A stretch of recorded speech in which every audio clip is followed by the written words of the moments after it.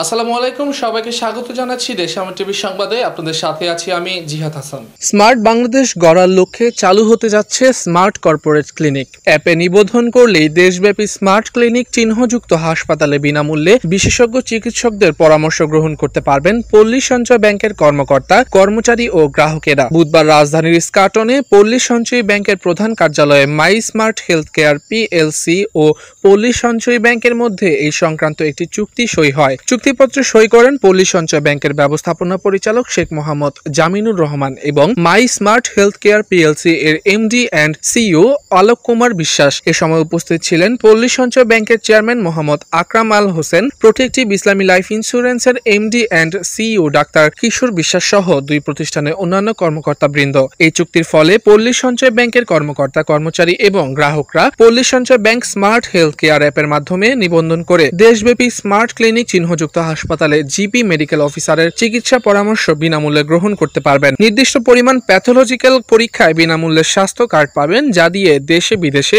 Indoor চিকিৎসায় 1 লক্ষ টাকা পর্যন্ত হাসপাতাল বিলের ক্যাশব্যাক সুবিধা পাবেন এবং যে কোনো মৃত্যুতে 5 লক্ষ টাকা পর্যন্ত আর্থিক সাপোর্ট পাবেন। প্রান্তিক পর্যায়ের মানুষকে প্রাথমিক স্বাস্থ্য পরিষেবার আওতায় আনার জন্য এই পরিষেবার মাধ্যমে ব্যাংকের প্রতিটা সমিতিতে স্মার্ট হেলথ পয়েন্ট স্থাপন করা হবে।